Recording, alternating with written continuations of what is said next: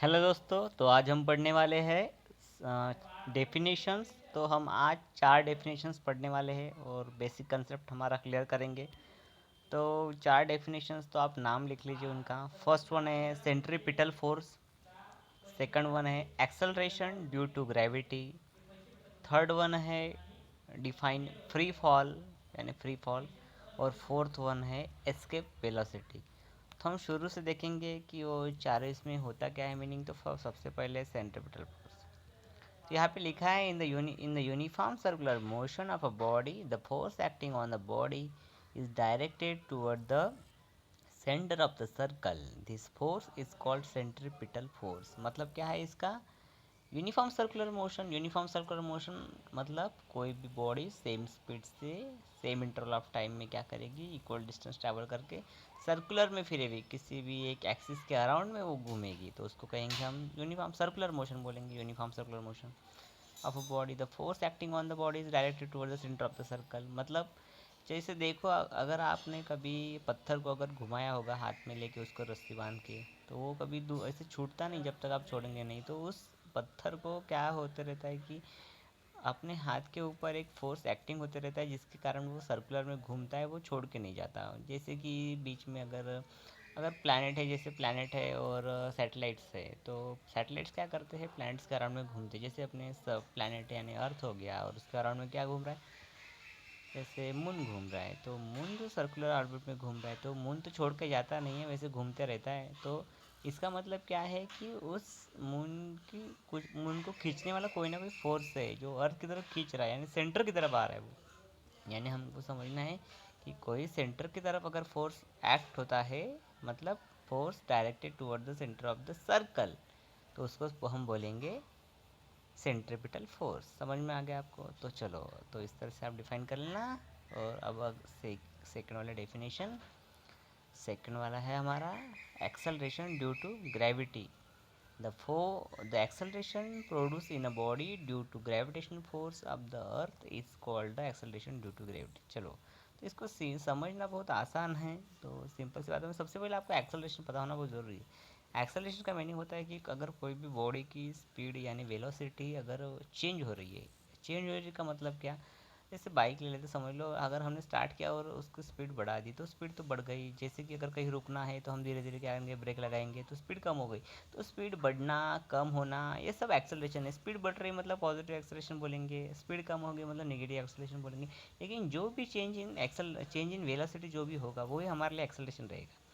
तो वैसे ही अगर अर्थ की ग्रेविटी की वजह से अगर कोई चीज़ ऐसी अगर एक्सेलरेशन में होती है, उसकी स्पीड कम ज़्यादा होती है, तो उसको बोलेंगे हम एक्सेलरेशन ड्यू टू ग्रेविटी। जैसे समझ लेते थोड़ा सा, एक्सेलरेशन प्रोड्यूस हो रहा है किसमें, इन अ बॉडी, किसी भी बॉडी में, कोई पत्थर रहे, कोई भी चीज़ रहे, ड्यू टू ग्रेविटेशन फोर्स। अगर देखो अर्थ है अपनी, फोर्स ऑफ अर्थ बोला है यहाँ पे, gravitation force of earth.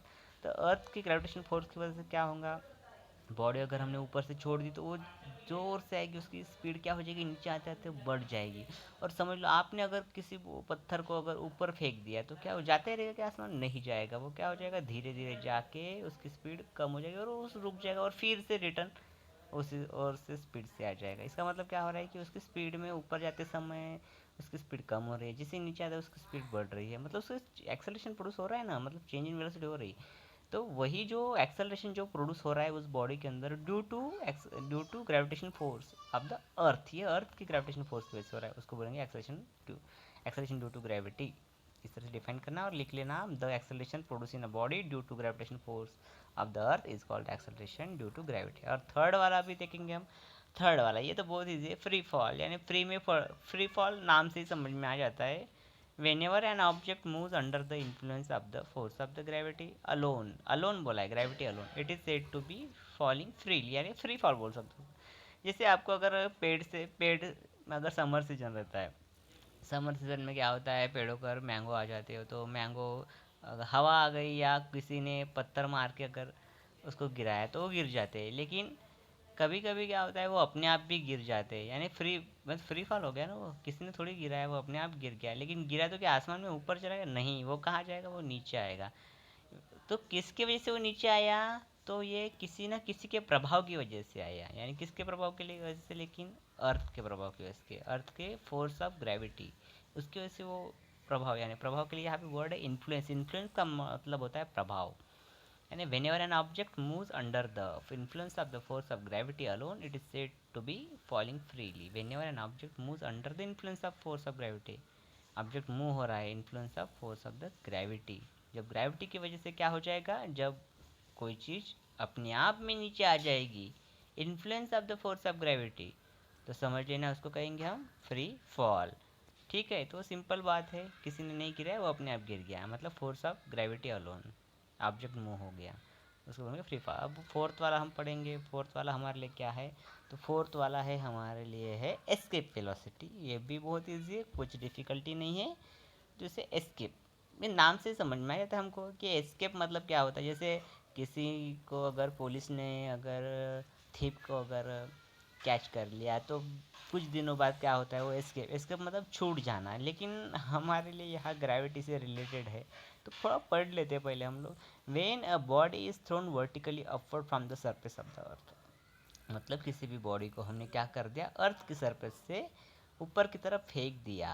The minimum initial velocity of the body for which the body is able to overcome the downward pull by the earth. Overcome मतलब क्या कर देना, जो downward pull of the earth है, मतलब देखो अगर हमने हाथ से अगर पत्थर को फेंका धीरे से, वो क्या हो जाएगा, ऊपर जाएगा, कुछ देर बाद फिर रुक के और से नीचे आ जाएगा। उसने उस डाउनवर्ड पुल को ओवरकम किया क्या, मतलब ऊपर जाते ही रहा क्या, वो नहीं नहीं, वो नीचे आ गया ना। तो हमको ऐसी वेलोसिटी लगानी है हाथ उस ऑब्जेक्ट को या बॉडी को, किसी को भी, उस ऑब्जेक्ट को इससे वेलोसिटी लगानी है कि उस वेलोसिटी से क्या हो जाए कि वो इस ग्रेविटेशनल, जो भी अर्थ है, अर्थ का जो ग्रेविटेशन फील्ड है, उससे वो बाहर निकल जाए, मानी मतलब एस्केप हो जाए, यानी उसके उसका छुटकारा हो जाए, वो फिर डाउनवर्ड जो भी पुल है उसको ओवरकम कर दे, मतलब वो आ ही ना सके। तो सिंपल सी बात है, वेन ए बॉडी क्या करे, वेन ए बॉडी सिंपल सी है, देखो, for which the body is able to overcome the downward pull by the earth and can escape the earth forever, मतलब फॉर एवर हमेशा के लिए वो एस्केप कर दे, अर्थ को निकल जाए, इतनी स्पीड से उसको इनिशियल वेलोसिटी लगानी है कि वो क्या कर जाए, अर्थ को फॉर एवर हमेशा के लिए क्या जाए, छोड़ जाए। उस ऑब्जेक्ट की वेलोसिटी को इनिशियल वेलोसिटी को कहेंगे हम एस्केप वेलोसिटी। तो फिर ये चार डेफिनेशन आप अच्छे से लिख लीजिए, उसको दो चार बार पढ़ लीजिए और समझ लीजिए। फिर हम यहीं पे रुक जाते हैं और अगले क्लास में कल मिलेंगे। So tata bye bye, thank you so much. और सब्सक्राइब करना चैनल को बिल्कुल ना भूलिए, और लाइक करिए। Thank you, thank you.